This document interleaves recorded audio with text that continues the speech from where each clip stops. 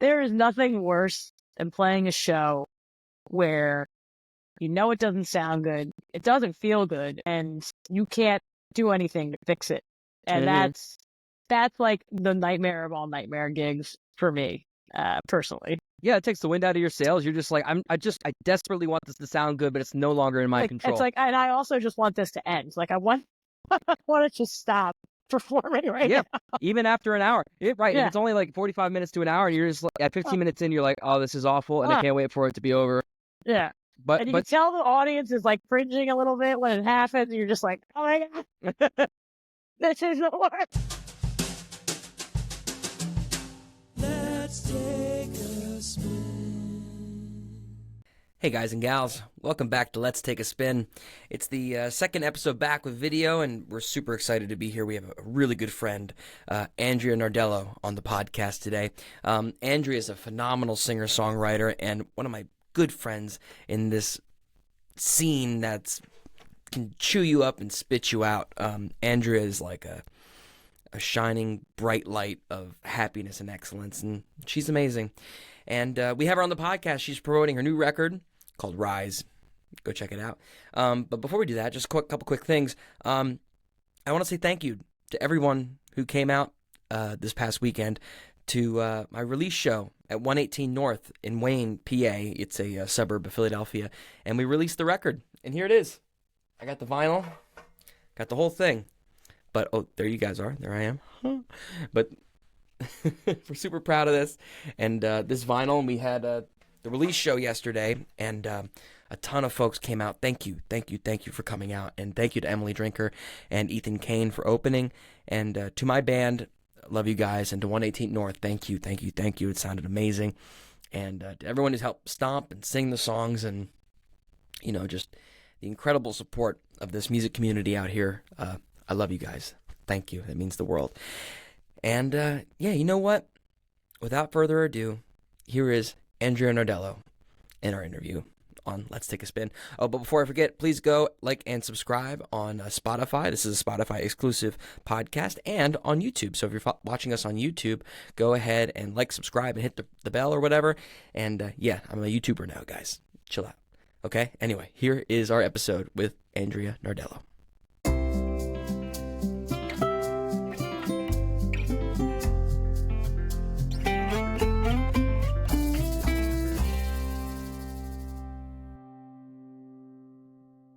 All right, and we're live.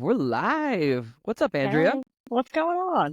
We got the infamous Andrea Nardello with us today. In this part of Philadelphia and in the tri-state area, you are so well known. You are the kindest, brightest, and most loving person in this community that I can think of. So thank you for coming on today. I appreciate you. We have such a good group of people that we love. Oh, yeah. And you know what's funny is I've wanted you on, I think, both podcasts that I've had in previous years, which was Dude, Check This Out with Hambone. And then this when we finally came back. So I'm super excited that you're here. But how are you, friend? I'm good. Been enjoying the festival season. Well, it's kind of the end, right? It's kind of the end of festival season. I know. But it's like it's some of my favorites that happened towards the end. I know.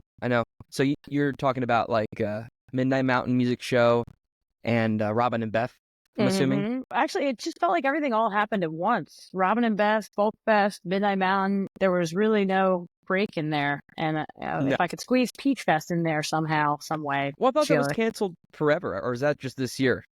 Oh, that's a good question. I don't know. I've just always heard so many good things about that. Well, hold on, I'm going to look it up now. Hold on. Peach Festival. It says it doesn't. Classic musicians. Classic. Doesn't say. We're not going to tell you what's going on. Well, I know that it was canceled this year because the festival that I was a part of, Fourth on the Farm, had that. Usually they share the same weekend. Peach was canceled this year, so they were the only festival that weekend. Fourth on the Farm. Yeah. Good people. Right. Good folks. Yeah. And then we have Cinnamon Fest coming up. Woo, woo, woo. Which, guess what? Andrea Nardello is going to release her record at Cinnamon Fest. Shameless self-promotion. Absolutely. That's why we're here. But Cinnamon Fest, for anybody who doesn't know, is run by some friends of ours, Emily Drinker, Ethan Kane, and Josh Steingard. They live on a street called, is it called Cinnamon Street? It's called Cinnaminson Street. Cinnaminson Street. Anyway. But they run a festival like once or twice a year with like friends and different people that we want to collaborate with, and it's always a good time. It's a backyard show, and you're going to actually be the headliner releasing your record that night. Yeah, it's going to be so much fun. What was the, what led us to that? So I feel like I had a hard time coming back from the pandemic when it comes to writing, booking, overbooking myself. I just really have only been taking gigs that people reach out to me on, and that it's, something that I really, really want to do. So my connections to the venues have decreased, and my favorite venues were booked, and I didn't want to sacrifice on venue. And also, the people that are involved in this project are very busy humans. So you have Brad Hinton, who produced my EP Rise, who is a genius on his own, and writes his own material and tours, but he's also in multiple bands and tours and books for that. So he's very, very busy. I believe he also teaches. And then Emily and Josh and Ethan, everybody's all in the same boat, right? It's really hard to get a single date where every single one of those individuals are available. This is also wedding season, so Andrea is in a wedding quartet. That's your cellist, not yourself. You're not speaking you're about yourself in the third person. I'm not speaking about myself in the third person. So those two things were, the venues that I really wanted to play at were booked on the date that everybody was free. And I was talking to Emily about possibly just doing my EP release at her house, because where there's a will, there's a way. And I feel like DIY has become a standard in a lot of ways. And it's also a lot of fun to do that. So when we were talking, she said, well, we were actually tossing around the idea of doing Cinnamon Fest the weekend after the date that you proposed, or the date that you proposed. And I said, well, then why don't we just do it and make it a joint party? Right. And that is how we got here. And it's been awesome. She just announced the lineup, and it's been great. Who else is on it? Can you remind me? So Cinnamon Fest is going to be Saturday, October 12th, and they're going to have music from 1 to 10, which is just jam-packed. And the lineup is going to include Bronson Tennis, John Smith's Voyages, Kikishima, Koi Soldiers, Max Davey, Seth Aaron, The Pizza Collection, and then we also pulled in a comedian named Betty Smithsonian, who I adore and find hilarious. So she's going to do a couple bits in there as well. And then there'll be craft vendors, and it's, donation-based, BYOB. It's really always just a special evening. No, I always love Cinnamon Fest, and they always do a really good job making it like a backyard vibe, and everyone's hanging out, and they got tons of like food and vendors and people hanging out. It's great. It was funny too, because I was talking to Skylar about this, and that's Skylar, your videographer. Yeah, Skylar. Scotty doesn't know. Skylar doesn't know. Skylar, who did the video, we were talking about that, and it's like, wouldn't it be cool to just recreate the video in the back, at Emily's house as like a celebration of the EP? Because it's really the vibe that she brings is that festival, backyard, community type of a vibe, and that's all captured in the song and in the video. So we thought there was a lot of synergy there.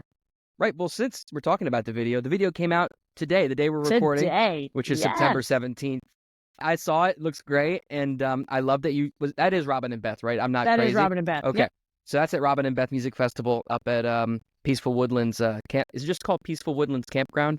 Yep. You got it. Yeah, but like really great vibe, great video, and I love videos that are outside. There's so much green, and it looks gorgeous. You guys got the sun coming through the trees at the beginning, and it was such a weird weekend too when it comes to weather. Like one of the days was super foggy and rainy-ish, and then the next day was beautiful and green and bright. And so we got some really nice variety shots, I guess.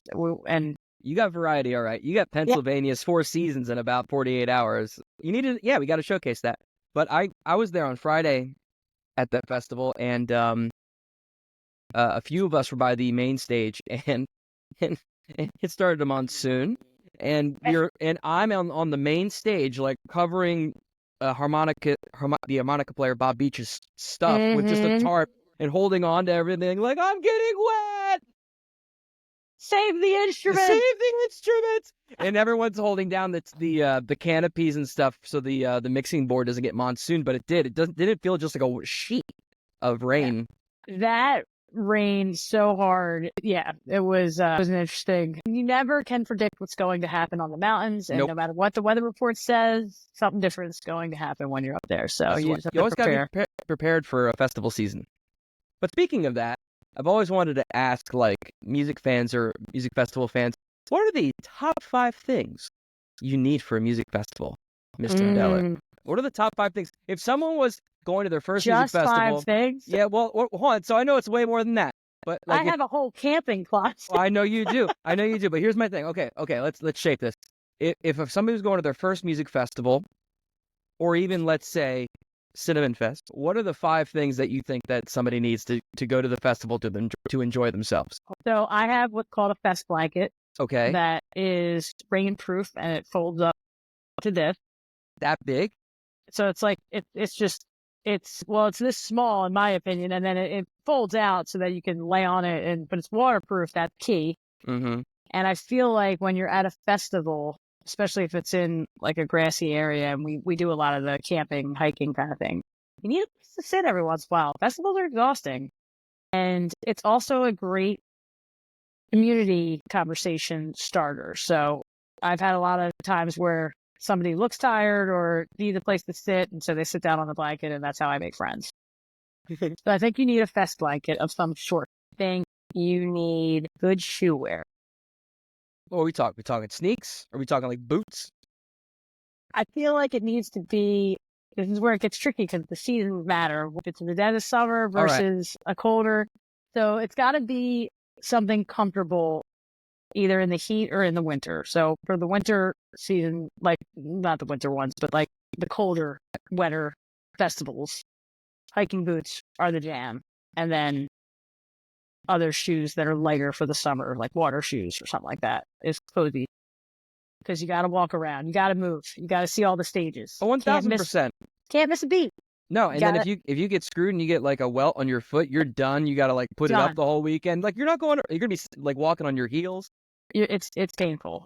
That would be 2. You're really searching right now. Koozie. You need a koozie. Is that an essential? Would you say that's top 5 Yes, though? I don't absolutely. know. Top 5. Okay. What would you? I wouldn't replace? put koozie. Koozie wouldn't be up there. I feel like a coffee thermos or water thermos, something that can go between both. Water thermos is definitely up there as a necessity. I love drinking out of a koozie. We all have koozie game too. Well, like no, you do. Between Emily and Josh and John and everybody, we got a strong koozie game. I agree though, it might not be a necessity, but it sure does make everything fun. Sorry, I shouldn't have challenged you. This is your top 5. No, it's okay. I like it. I'm not thinking. I need to pull up my spreadsheet of things that right. So you have a festival blanket, fest blanket, shoes, quality shoes. Quality you gotta shoes. Sorry. Koozie can be lumped into the beverage category. All right. You have to have. I mean, this. I'm not gonna say it's lame, but like you need some form of sun protection because you roast in the festivals. Folk Fest is just blazing sun, whether that's a hat or an umbrella or one of those REI shirts that has sun protection on it.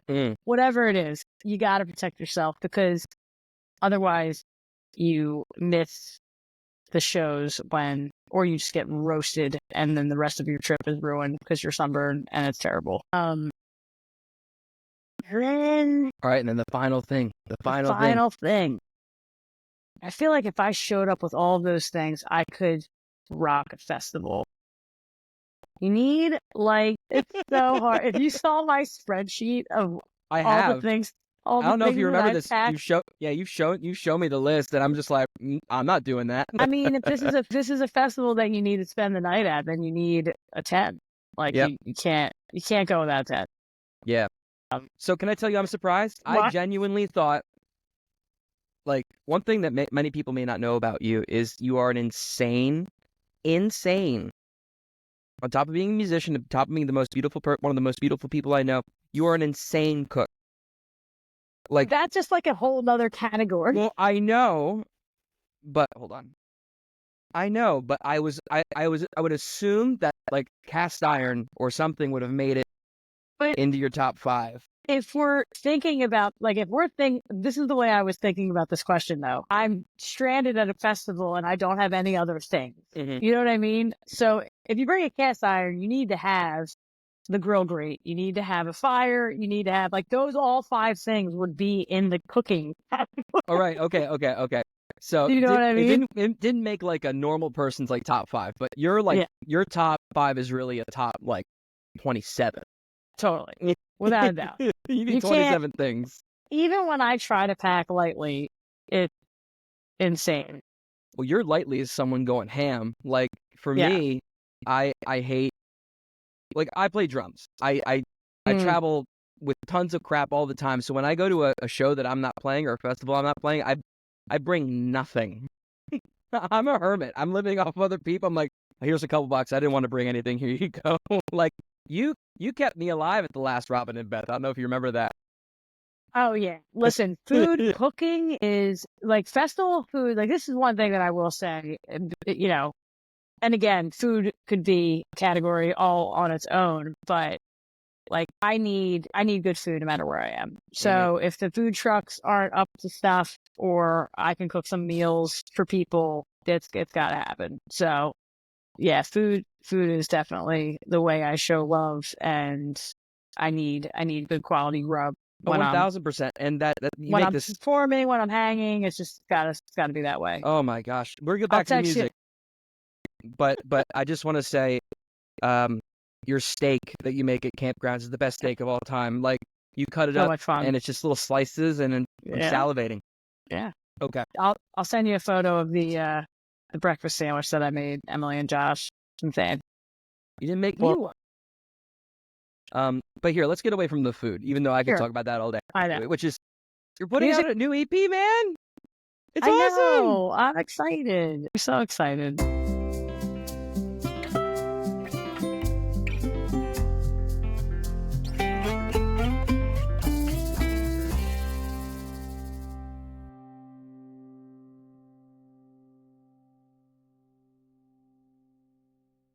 Taking a break from the show, just to do a quick little plug. I'm going to be on the road a bunch this fall. Not a ton, but watch out the new year. Thursday, October the 10th, I'll be at the Pocket in Washington, D.C. with the full band. Super excited to be there with Nicole Safos and Gracie J. It's going to be a really good time. And then I'm at Trouble's End Brewing on October the 15th, a 2-hour set from 7 to 9. Solo acoustic, going to be debuting a bunch of new stuff. Come and hang out with us there.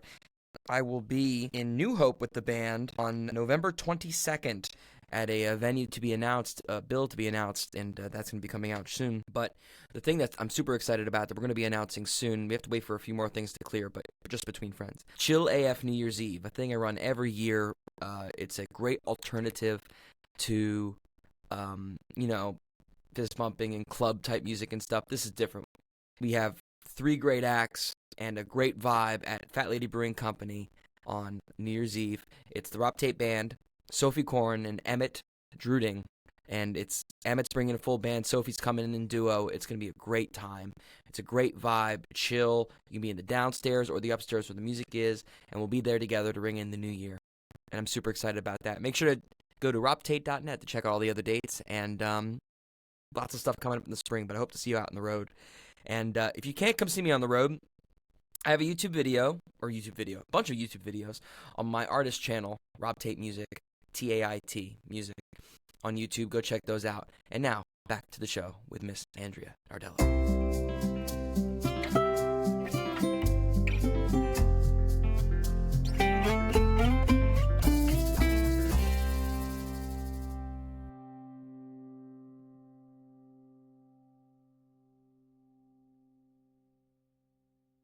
Well, here's my question. So you took a giant break from like seeking out performing. Like if somebody came to you for a show, you're like, sure, I'll be a part of it.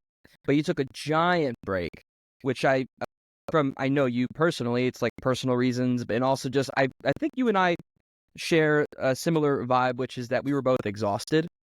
Of the life, the promo, I just want to sit at home on a weekend and not have to.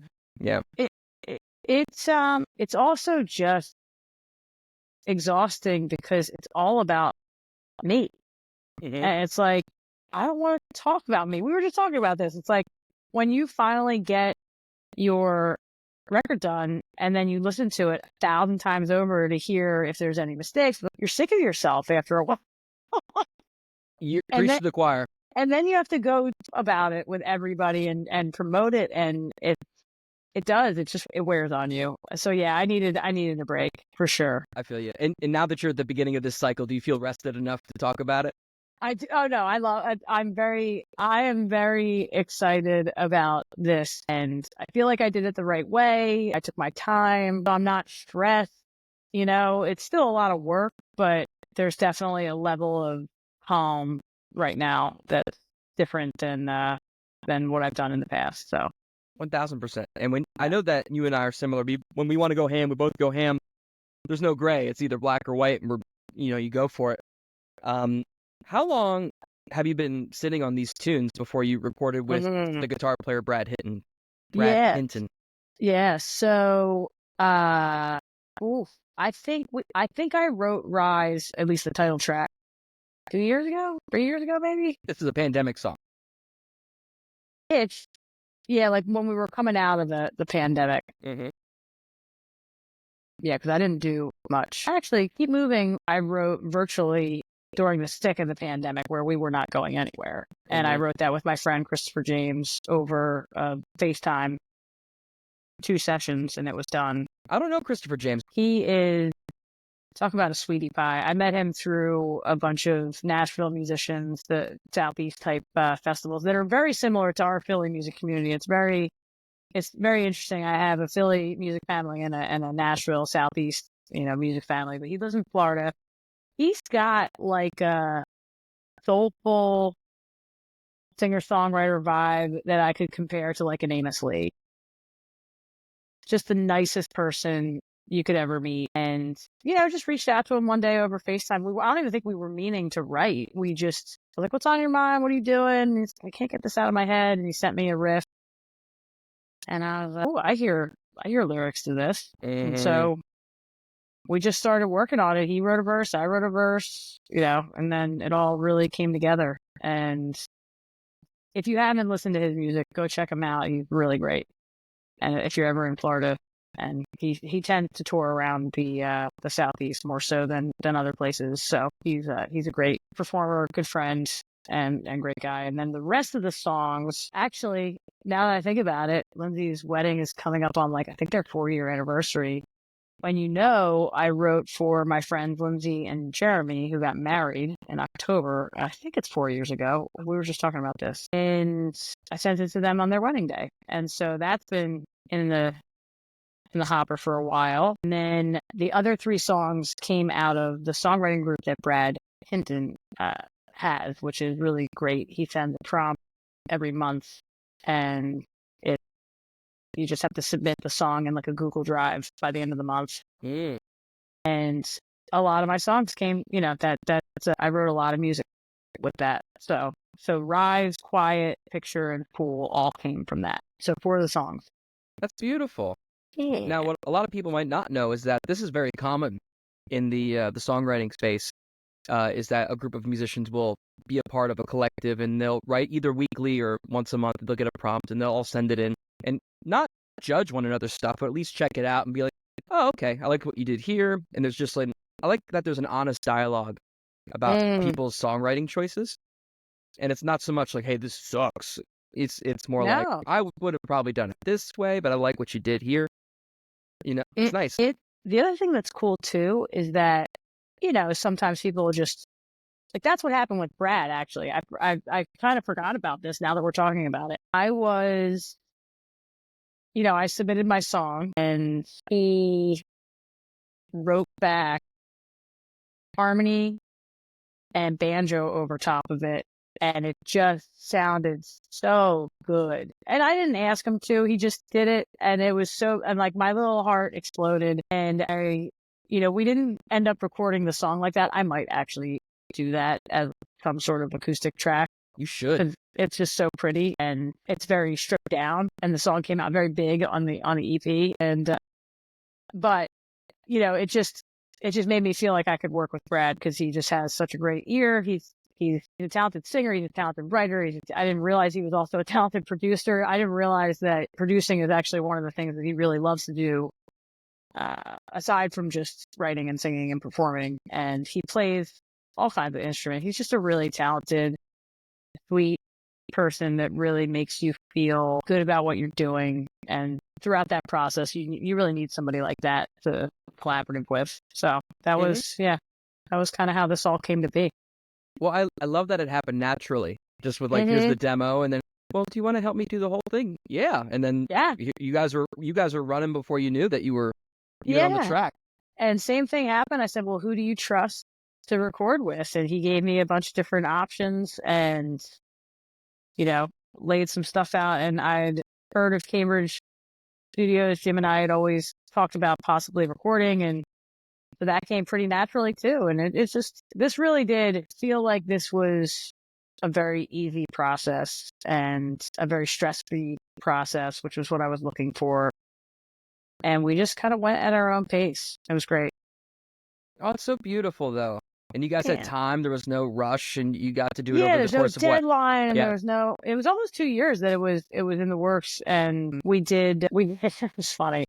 We did the first part of it. We singled out all the tracks, and we did it at the barn at Jim's house. He's got a little acoustic studio. It's got such a warm, cool vibe to it. It smells like Christmas. It's really just. Oh, I've always wanted to be there. Yeah. You got to just go. We should do some sort of industry night there and throw out some tunes. He's got a little downstairs bar, and then the upstairs is beautiful, warm, and cozy, and so it was really easy to track there. And then we had a discussion about time frames and stuff like that, and I was like, listen, Josh is so good at playing to a click track, and we've been playing as a band for 10, 15 years, so let's just go to the studio, isolate everybody, and we went to the one in South Philly and laid down the remaining 4 songs in a day. And it was awesome. So that kind of sped things up. And the songs sound great. Yeah, when those basic tracks are done, you can finally see what it is. Oh, it is so interesting to watch the songs evolve from just literally me in a on a Apple iPhone voice memo. That's my demo. That's the sophisticated demo quality that I can bring to the table, and then my band adds whatever they're hearing.